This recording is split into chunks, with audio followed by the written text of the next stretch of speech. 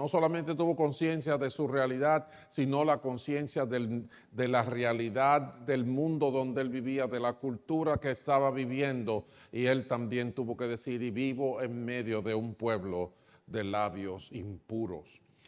Conciencia, cuando tenemos un encuentro con Dios, se nos cae la ropa y estamos desnudos.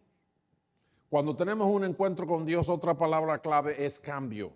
Y ahí estuvimos hablando del primer mensaje de la iglesia después que el Espíritu Santo fue derramado, donde a Pedro terminaron preguntándole qué vamos a hacer si el Señor vino, murió y nosotros no nos dimos cuenta, resucitó y se fue al cielo. Y Pedro le dijo, arrepiéntase y bautícese cada uno en el Señor para perdón de pecados y recibirán el don del Espíritu Santo. Arrepentimiento es esa palabra que implica cambio. Cuando tenemos un encuentro con el Señor, no podemos seguir siendo los mismos. La tercera palabra clave que vimos fue adoración. Y esa es la palabra favorita mía. ¿Por qué adoración? Ahí vimos el ejemplo de aquellos 10 leprosos que el Señor sanó y que solamente uno vino y se postró a sus pies y le adoró. Cuando tenemos un encuentro con Dios, si hay algo que tiene que ocurrir, es adoración.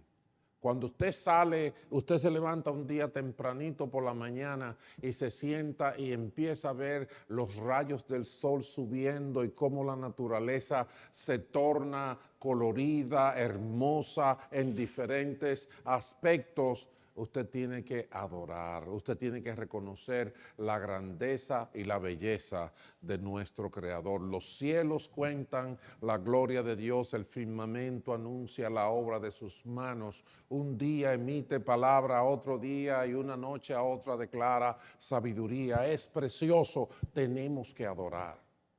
Una diferencia mía de cuando yo no conocía a Dios, aunque era buena gente, era que yo no sabía adorar, yo no adoraba, y por el contrario, cuando oía adoración empezaba a imaginarme cosas a las que yo tachaba de mal. Cuando tenemos un encuentro con Dios, no solamente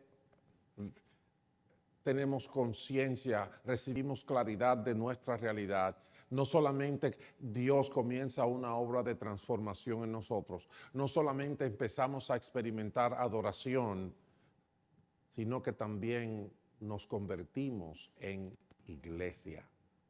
Iglesia. La palabra clave ahora es iglesia. Y eso lo vimos en el mismo momento de Hechos capítulo 2, porque cuando Pedro le dijo que se arrepintieran, dice que aquel día se bautizaron unas 3,000 personas y se añadieron a la iglesia. No fue que ellos firmaron un papel y dijeron, ahora yo pertenezco a esta institución y voy a pagar $15 de membresía. No. Es un asunto de naturaleza. Si somos perdonados de nuestros pecados, la barrera que nos impedía tener una relación con Dios, la barrera que nos impedía ver la luz de Dios, la barrera que nos impedía ser familia de Dios, se cae. Y por naturaleza somos iglesia. De que mucha gente rechaza el concepto de iglesia, nos estamos perdiendo, porque de repente cuando usted ve la revelación y la enseñanza que nos dan los apóstoles de la iglesia, nos está hablando de un plan que Dios tenía desde antaño, desde la eternidad. Dios tenía un misterio maravilloso para mostrarle aún a los ángeles, y ese misterio maravilloso lo describe Pablo en un momento como Cristo en ustedes. La belleza, el poder de Dios se ve cuando Él transforma a gentes pecadoras y perdidas en el cuerpo de Cristo, su iglesia, por donde su amor, por donde su poder fluye para beneficiar a todo lo creado. Cuando tenemos un encuentro con Dios, nos convertimos en iglesia. Y la última palabra, que es la que empezamos a hablar la semana pasada y vamos a terminar con el favor de Dios el día de hoy, es esperanza. Cuando una persona tiene un encuentro con Dios, una persona abraza una esperanza. En la semana pasada estuvimos aclarando que esa esperanza es una esperanza en Dios. Y significa esto que a diferencia de todas las otras religiones, a diferencia de toda la confusión del mundo, nuestra fe, nuestra expectativa está en la persona directa de Dios.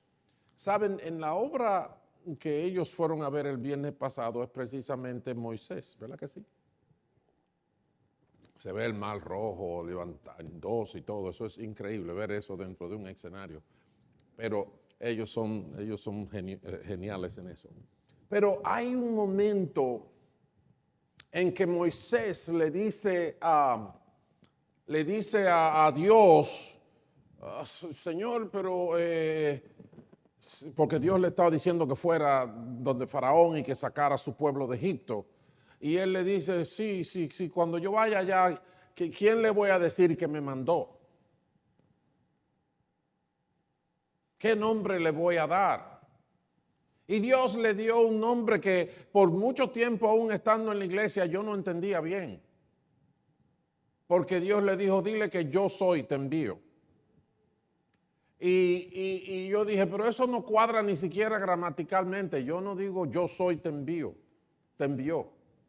Eso como que no cae. ¿Cómo es eso? Como que es verdad que Dios es Dios y Él puede hacer lo que Él quiera y yo digo amén.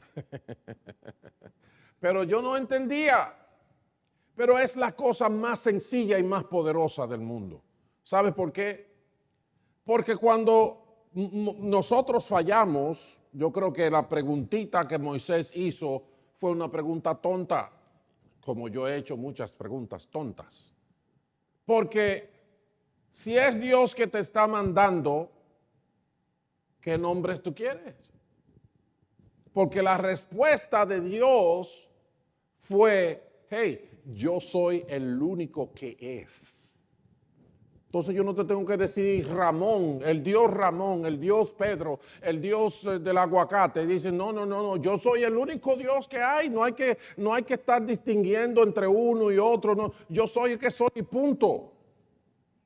Y eso no acabamos de entenderlo muchas veces. Solamente hay un Dios, le dijo Pablo a Timoteo, y un solo mediador entre Dios y los hombres, Jesucristo, hombre. Entonces, cuando se habla de esperanza, no se puede venir con los jueguitos de palabritas bonitas de que todos los caminos conducen a Roma. Bueno, tú quizás llegues a Roma, pero no a Dios.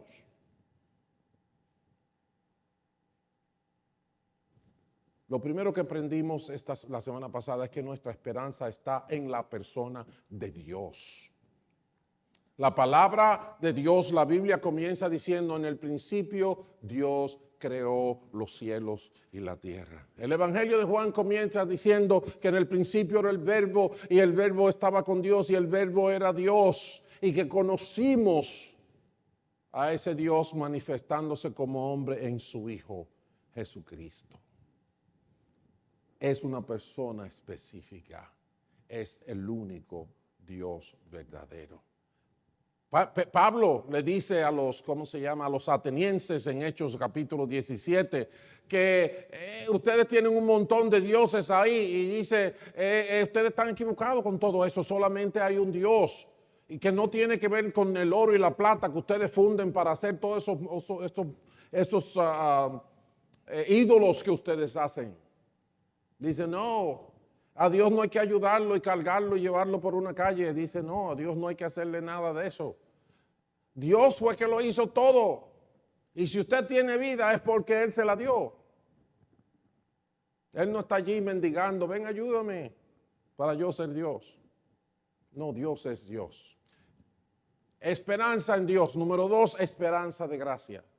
La esperanza es una esperanza que podemos disfrutar de un beneficio no porque yo soy pastor y porque yo estudié y porque me sacrifiqué y porque he ayudado a este, porque he ayudado a aquel. No.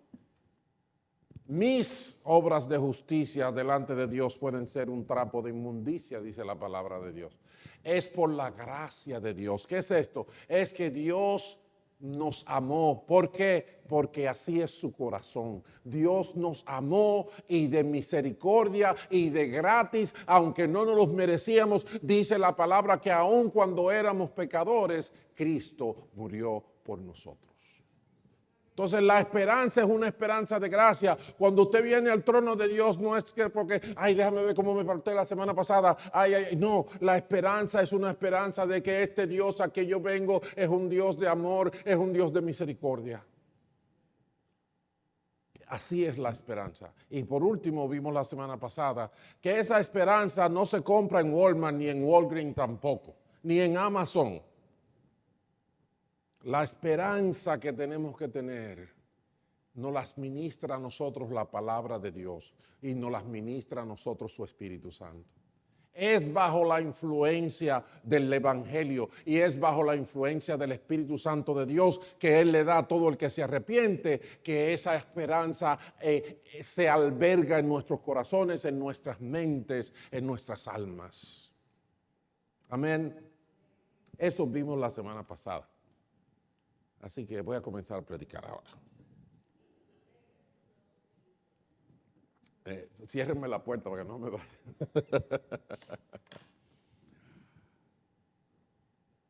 El día de hoy vamos a tratar de ver qué es lo que se espera, qué es lo que se ve, cómo se ve esa esperanza.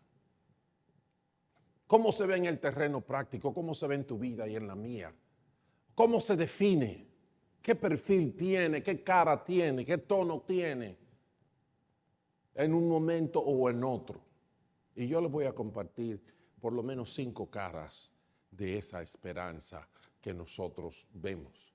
Y la primera nos las dice Pedro en esa palabra que nosotros usamos para hablar de la esperanza. Primera de Pedro, capítulo 1, versículos 3 al 5, dice: bendito sea Dios, Padre de nuestro Señor Jesucristo. Por su gran misericordia nos ha hecho nacer de nuevo mediante la resurrección de Jesucristo de entre los muertos. Eso es algo importante. La nueva realidad que vamos a hablar sobre una esperanza depende de qué. ¿Qué la trajo? La resurrección de Jesucristo de entre los muertos. Para que tengamos una esperanza viva. ¿Ven? Jesucristo resucitó para darnos una esperanza viva. Y recibamos una herencia que no se puede destruir, contaminar o marchitar. Tal herencia está reservada en el cielo para ustedes, a quienes el poder de Dios protege mediante la fe hasta que llegue la salvación que se ha de revelar en los últimos tiempos. Yo leo esto y me pongo a pensar, como que me pasa la vida por la mente, de todo lo que he hecho en mi vida, de todo lo que he estudiado, de todo lo que he caminado, de cuántos amigos he tenido, de cuántas tonterías he hecho, de cuántas cosas decentes también. Pero entonces comparo con la luz de Dios y de repente me veo cuán perdido, cuán desubicado estuve por gran parte de mi vida y cuán tonto soy muchas veces todavía en la vida que tengo ahora. Fíjense lo que habla esta palabra. Esta palabra nos va a introducir a esas 5 caras de la esperanza de lo que estamos hablando. Y la primera cara de esa esperanza, ¿cómo yo sé que tengo esa esperanza? Bueno, número 1, si tú la puedes identificar como una esperanza viva. Ahí lo decía en el texto de Primera de Pedro, una esperanza viva. El comentario de las Escrituras de Barnes dice que la palabra viva que se usa en nuestros días, la usamos comúnmente en sentido de activo, animado, rápido. La palabra usada aquí, sin embargo, significa viva a diferencia, en contraste con lo que está muerto. La esperanza que tenía poder vivo, no estaba fría, no era inoperante, no estaba muerta, no era una mera forma, ni una mera especulación, ni un mero sentimiento. Era lo que era vital para su bienestar y lo que era activo y poderoso. Viva significa vida, vida, vida. Fíjense que la base donde descansa esa esperanza viva, ¿cuál fue? ¿Cuál fue la que les dije? La resurrección de Jesucristo. Es lo contrario a la muerte, es vida. El apóstol Pedro, cuando hablaba en Hechos a aquellos que recibieron el Evangelio por primera vez, les dijo, en efecto David dijo de él, veía yo al Señor siempre delante de mí, porque Él está a mi derecha, nada me hará caer. Por eso mi corazón se alegra y canta con gozo mi lengua, mi cuerpo también vivirá en esperanza. No dejarás, oiga lo que ayuda a esta esperanza o el color de esta esperanza. No dejarás que mi vida termine en los dominios de la muerte. No dejarás mi vida en los dominios de la muerte. No permitirás que tu santo sufra corrupción. Por el contrario, me has dado a conocer los caminos de la vida, me llenarás de alegría en tu presencia. ¿Ven cómo es la esperanza? La esperanza normal nuestra es esta.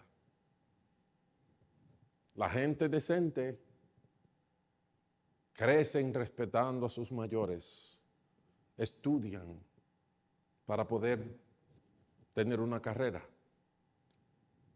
Luego que se gradúan, consiguen un buen trabajo. Y como me decía mi mamá, mi hijo, después te buscas una buena mujer, te casas, compras una casa, tienes muchos hijos. Y colorín colorado, este cuento se ha acabado. Esa es la única esperanza, porque después, ¿qué pasa? Nos vamos a morir. Y hay que acostumbrarse a que nos vamos a morir, porque si hay algo que todos tenemos seguros es que vamos a pagar impuestos y que nos vamos a morir. ¿Verdad que sí? Pero esa es la esperanza de que la palabra está hablando. Que después de todo el afán, después de todo el asunto, después de todo lo que va y lo que viene es muerte, deterioro, desaparición. No. Es una esperanza de vida, es una esperanza viva, es una esperanza que te mueve y te lleva a terminar con el supuesto fin que es la muerte. Decía Pablo, ¿dónde está muerte tu aguijón? ¿Dónde, oh sepulcro, tu victoria? Sorbida es la muerte en victoria. ¿Por qué? Porque es una esperanza viva. Si no tienes una esperanza viva, ¿sabes lo que va a pasar? Lo que está pasando en las noticias. ¿Sabes lo que pasa en las noticias? Es que el mundo no tiene esperanza y entonces la ley de la vida es la que la palabra menciona en otro tiempo. Como no hay esperanza de nada, como todos nos vamos a morir, comamos y bebamos, que mañana moriremos. No hay nada por qué preocuparse de virtudes y valores y teorías y cosas. Total, todos vamos a caer en el mismo hoyo. Bueno, hubo una persona que el mismo Salomón dijo, sí, ¿qué diferencia hay entre lo que le pasa a un perro y lo que te pasa a ti? ¿Sabía eso que Salomón dijo así? Dice, igualito que como se muere el perro, te mueres tú. Y dice, ¿quién dice que uno va para arriba y otro va para abajo? Eso está ahí en la Biblia. Pero ¿es verdad o no? Eso lo dijo uno que estaba analizando lo que es la vida debajo del sol. O sea, analizando lo que es la vida sin Dios. Y el que analiza la vida sin Dios no tiene esperanza de vida. Porque sí, es verdad, lo que es lo que se ve, que todo el mundo, los dichosos se ponen viejos, se mueren y le pasa lo mismo que le pasó al perro. Se lo comen los gusanos y de repente vino del polvo y al polvo vuelve. ¿Verdad que sí? No, pero la esperanza al que tiene un encuentro con Dios es una esperanza de vida. No me voy a morir. Jesús dijo, yo soy la resurrección y la vida. El que cree en mí, aunque esté muerto, vivirá. Aleluya. Se acabó el maleficio y esta autodeterminación a el deterioro y a la muerte. Esperanza viva. Número 2, esperanza de resurrección. Pablo, sabiendo que estaba en medio de un juicio y lo pusieron a hablar de lo que él, de lo que lo acusaban y de lo que él se estaba defendiendo, y él le dijo, sabiendo que uno de ellos eran saduceos y los demás fariseos, exclamó en el consejo, hermanos, yo soy fariseo de pura cepa, me están juzgando porque he puesto mi esperanza en la resurrección de los muertos. Lo dijo varias veces mientras lo interrogaban en el capítulo 24 y versículo 15. Él dijo, tengo la misma esperanza que estos hombres profesan de que habrá una resurrección de los justos y de los injustos. Pero si tú te fijas en la vida que estás llevando, si te fijas en la vida de la gente que están alrededor tuyo, esto le cuadra muy bien. Cuando ya llega al capítulo 26, Pablo dice, ahora me juzgan por la esperanza que tengo en la promesa que Dios hizo a nuestros antepasados. Y les está hablando a judíos. Esta es la promesa que nuestras 12 tribus esperan alcanzar, adorando a Dios con diligencia día y noche. Es por esta esperanza, oh rey, por la que me acusan los judíos. ¿Por qué consideran ustedes increíble que Dios resucite a los muertos? Ahí está. Vete para la calle, vete para donde tus familiares, vete para donde los vecinos, vete para y háblales de la resurrección de los muertos para que tú veas cómo te hacen como los atenienses le hicieron a Pablo. Wow, ok, está bien, quizás un día de esto hablamos de eso, olvídate. Como quien dice, eso es un disparate. ¿Quién va a perder su tiempo con eso?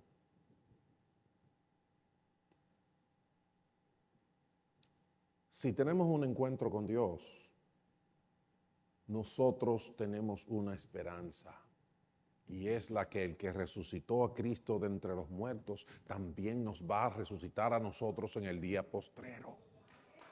¡Aleluya! Oye, ¿qué tú crees que es la esperanza que yo tengo aquí? Aquí se va a pasar mucho trabajo. Aquí, allá, acullá. Mucho trabajo, muchas decepciones. Usted nada más tiene que ver que usted paga con su dinero por las cosas y ni aún así le da lo que usted pide. ¿No es así? Pero yo sigo contento. Pero yo tengo una esperanza. Y es que un día todos vamos a resucitar. Unos para vida y otros para condenación. El de allá afuera tiene que pensar en eso. Dios resucita a los muertos, Dios resucitó a Cristo y Dios nos promete resucitarnos a nosotros con la misma fuerza que levantó a nuestro Señor. Entonces, esperanza de vida, esperanza de resurrección, esperanza del cielo, porque es que Dios empezó hace mucho a hacer un residencial allá donde Él vive. Aleluya. Y Dios está construyendo habitación para cada uno que pone su esperanza en el Cristo de la gloria.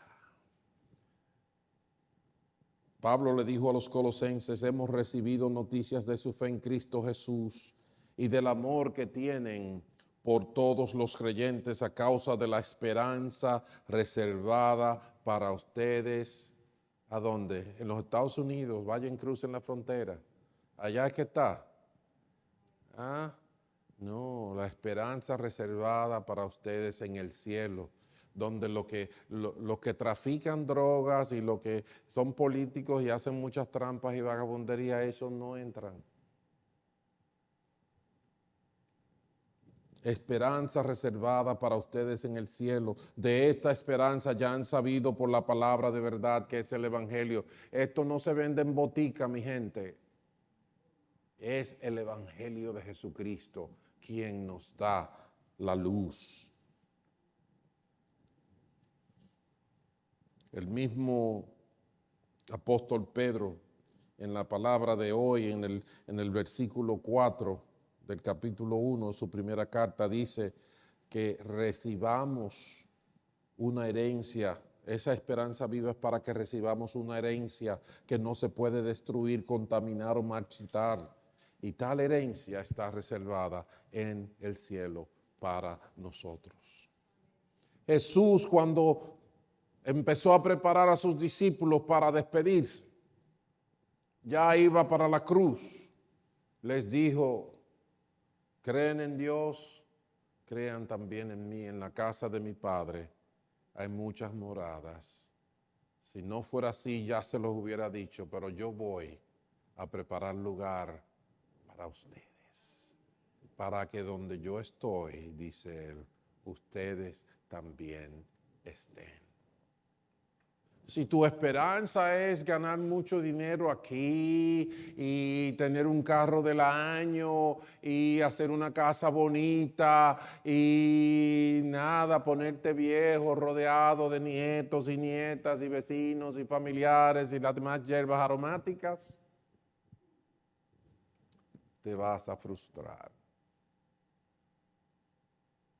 Porque el Señor Jesucristo dijo: ¿de qué le vale al hombre si granjeare todo el mundo y perdiera su alma?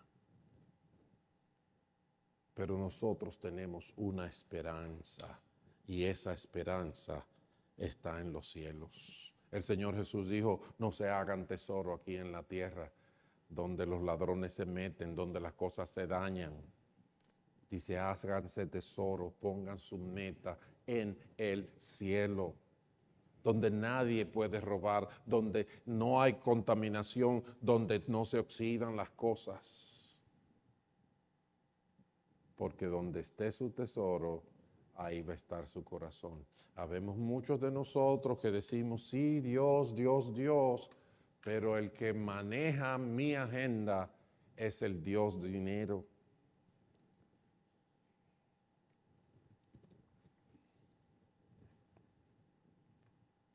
La esperanza viva, la esperanza de resurrección, la esperanza del cielo, nos alumbra el camino para que entendamos lo que es caminar en armonía con Dios. El reino de los cielos, cuando tenemos un encuentro con Dios, abrazamos la esperanza de ir al cielo. Y yo te pregunto: ¿ya hiciste tu maleta? ¿Ya arreglaste los papeles? ¿Pusiste al día el pasaporte? ¿Saben? Nosotros somos inmigrantes y metemos la pata. Yo una vez, aquí hubo una vez una protesta, hace no me acuerdo cuántos años, 8, 9 años, 10, I don't know.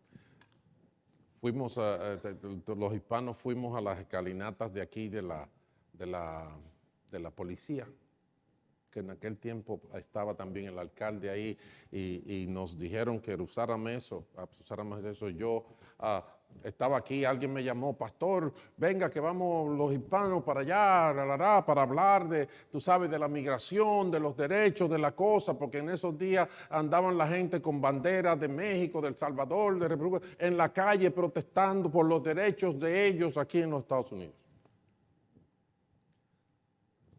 Que yo la verdad dije, bueno, yo creía que si yo soy dominicano, yo tengo que protestar por mis derechos en la República Dominicana. Pero anyways, el asunto es que cuando yo escuché lo que las personas buscaban y qué era lo que deseaban y de qué hablaban, nadie tenía claridad. Porque todos decían como queremos, ¿verdad?, ser tratados como ciudadanos igual que todos, right? Pero nadie decía, ¿tú no tienes pasaporte? Pues mándalo a buscar. ¿Tú no tienes identidad? Pues empieza la diligencia. Nadie decía a la gente lo que tenía que hacer por si se le quería ayudar y reconocerle o ayudarle en el estatus para que... No, nadie decía prepárense. Todo lo que decían es tenemos derecho. Y así nos pasa con el cielo. Nosotros creemos que tenemos derecho, pero no nos importa prepararnos. Siempre lo estamos dejando para después. Siempre lo estamos dejando para después. Porque Dios es tan bueno que no. Si yo no llego a la hora, Él va a decirle al barco que se espere. ¿Verdad? Como ocurrió con el arca de Noé. Dios le dijo, no cierren la puerta, espérense un momento. ¿Verdad? Eso fue lo que Dios dijo. No. El arca se cerró y nadie más pudo entrar. Esperanza del cielo. Me faltan dos. Esperanza de vida eterna. Eso es lo que significa el cielo. Es que vamos a vivir para siempre. Ahora nosotros pensamos que si llego a los 60, que si llego a los 70, que si llego a los 90. Sí, ok, llegaste a los 90. Compáralo con la eternidad. ¿Sabe? Una vez yo estaba haciendo unas estadísticas para un mensaje y de repente quise representar gráficamente lo que es 120 años versus la eternidad. ¿Y sabe lo que pasa cuando usted trata de poner eso en un gráfico? Que los 120 años no se ven. No se ven. Porque la eternidad es algo tan grande, es tan grande, es tan largo, que cuando usted piensa en 90 años, en 120, es como nada. No se ve. Así que si tú quieres que tu vida tenga significado y relevancia, aspira a la vida eterna. Entrégale a Dios tu deseo de vida eterna. Pon tu esperanza en la vida eterna.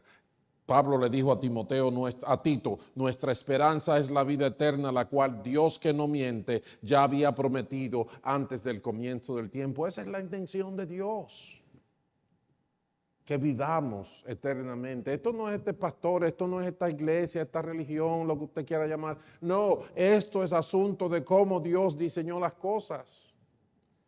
También le dijo Pablo a Tito, así lo hizo para que justificados por su gracia llegáramos a ser herederos que abrigan la esperanza de ¿qué? De un buen carro, del sueño americano. No, la esperanza de recibir la vida eterna.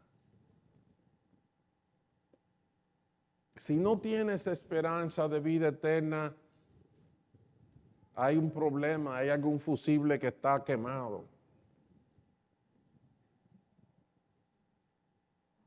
Es vida eterna la esperanza a la que estamos llamados. Y en ese sentido,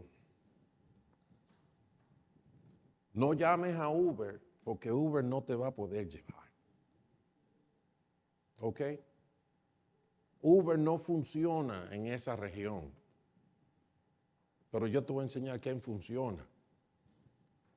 Es el Señor Jesucristo, el autor de la vida, aquel que vino del cielo, aquel que subió al cielo y aquel que va a volver del cielo. Por eso dice Pedro en ese mismo capítulo 1, dispónganse para actuar con inteligencia. ¿Ustedes están oyendo? El pastor no le está diciendo, cierren los ojos, pónganse la mano, tápense los oídos y no se apuren que yo le voy a resolver su problema. Eso no es lo que yo estoy diciendo. Oh, no. Oh, no. Eso te lo puede decir un fanático de soccer, de fútbol o lo que sea, o de béisbol. Pero eso no es lo que estamos haciendo aquí. La palabra de Dios nos dice, prepárense para actuar con inteligencia.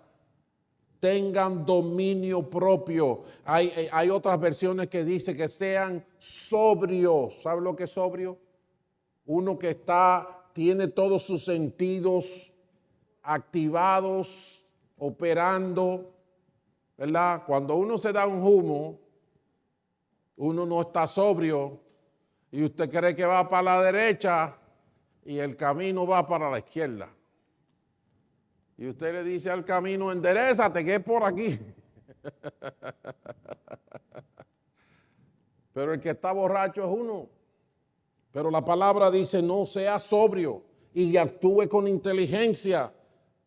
Pongan su esperanza completamente en la gracia que se les dará cuando se revele que Jesucristo. Tenemos que estar esperando a Jesucristo. Ay, pastor, pero usted sabe que eso es como un chiste, usted sabe que eso es un relajo. ¿Cómo así? Bueno, que usted le dice a la gente que Cristo viene y ellos te dicen, oh sí, desde que mi abuelo nació están diciendo que Cristo viene y no acaba de llegar. Right? Y ¿sabe una cosa? No es desde que tu abuelo nació que están diciendo que Cristo viene.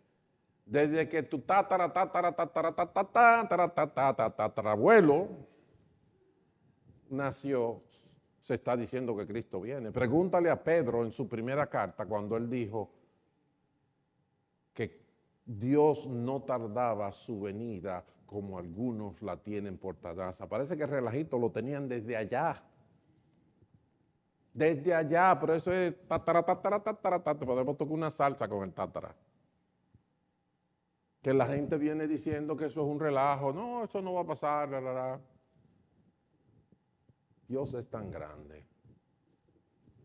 Y lo digo así porque tiene tanta misericordia de mí, de ti, de todos nosotros, de los que están ahí afuera también.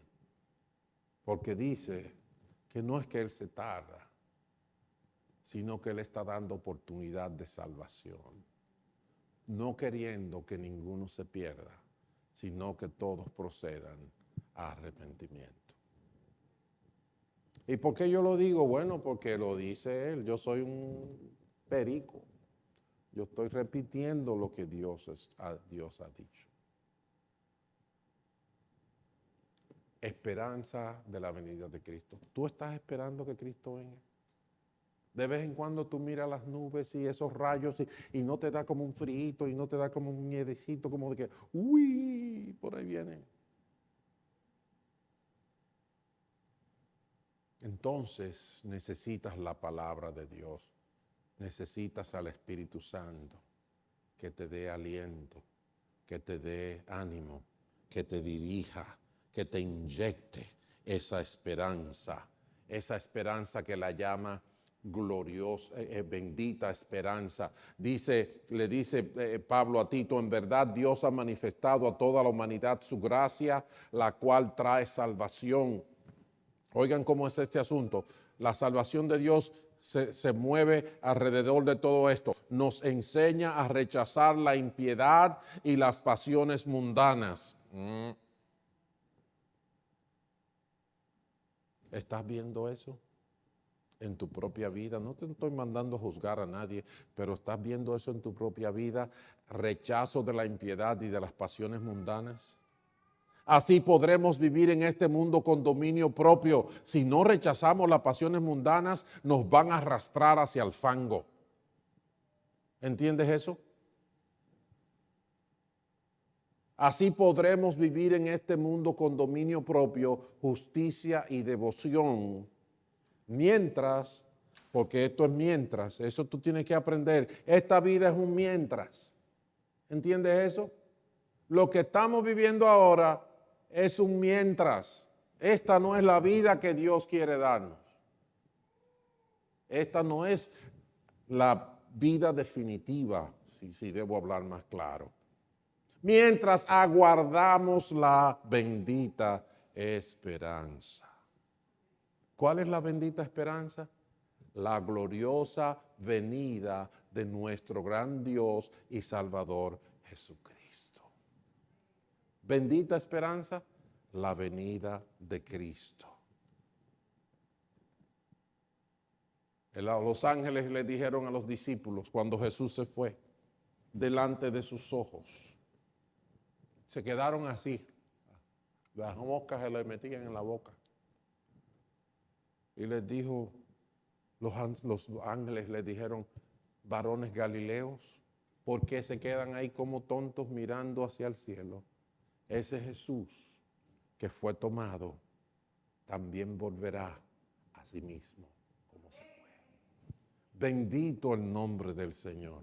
Ahora es que tenemos que abrir la boca, aunque las moscas se metan y esperar. Ya viene. Sobrio, huyendo de las pasiones mundanas, dice la palabra de Dios. Esa es la bendita esperanza. Así que ahí hay 5 caras de la esperanza que debemos de tener. Si tenemos un encuentro con Dios, nuestra esperanza es viva, nos hace movernos, nos lleva en dirección de vida, nos hace partícipes de las cosas de la vida.